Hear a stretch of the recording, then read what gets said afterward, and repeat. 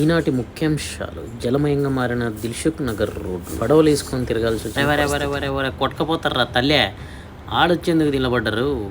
మీకు మొత్తానికి ఒక 4 ఈసారి బయటికి వెళ్ళేటప్పుడు మీకు వీలైతే ఒక పడవను తీసుకొని వెళ్ళండి. ఎందుకనంటే అతి దారుణంగా తయారైన మన రోడ్లు.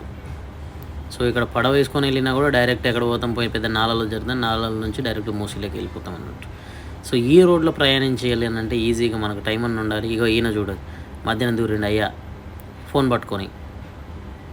ఈ రోడ్లో ప్రయాణించాలంటే దాదాపుగా 3-4 గంటలు లేదా 5 గంటల టైం పడుతుంది. మీరు టెన్షన్ పడకుండా మీరు మెట్రో యూజ్ చేయడం చాలా బెటర్. ఈ 4 రోజులు వర్షాలు చెప్తున్న కారణంగా మీరు వెళ్ళిపోండి. ఒకవేళ ఇది కనుక రాంగ్ ఇన్ఫర్మేషన్ అయితే నన్ను క్షమించండి. ఇక ఈయన అన్న కట్టను కూడా కట్టలేదు, నువ్వు దాంట్లో పడ్డాయంటే అంతే సంగతులే.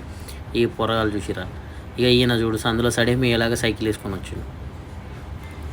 అన్న ఇది బాగుంది అన్న, ఇది మనకేం సైలెన్సరా పాడా, వెళ్ళిపోతూనే ఉంటుంది అన్నట్టు.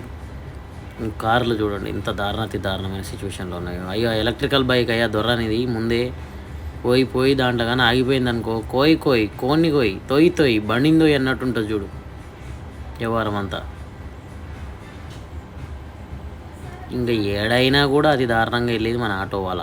ఎక్కడైనా కూడా అది ఎంత లోతుందా గుంతుందా తర్వాత విషయం. పోయినామా ఫస్ట్, అందరికంటే ముందు వెళ్ళిపోయినామా.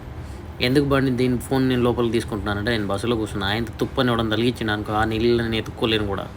ముందే ఇది ఒకటే నా బుజ్జిముండ లేక కొనుక్కున్నా. అందరు రోడ్ల మీద నిలబడి చాలా ఇబ్బందికరమైన పరిస్థితిలో ఉన్నారు. సో ప్లీజ్ దయచేసి, ఇప్పటివరకు నేను జోక్గా మాట్లాడినా దానికి సారీ అండి, కానీ దయచేసి మీరు వచ్చేటప్పుడు మాత్రం చాలా జాగ్రత్తగా రండి. ఇన్ కేసు వర్షం పడుతుందంటే ప్లీజ్ పోస్ట్పోన్ యువర్ ట్రావెల్. ఎందుకంటే అతి దారుణమైన సిచ్యువేషన్స్ ఉంది రోడ్స్ పైన. సో జాగ్రత్త చూసుకొని ట్రావెల్ చేయండి. Thank you.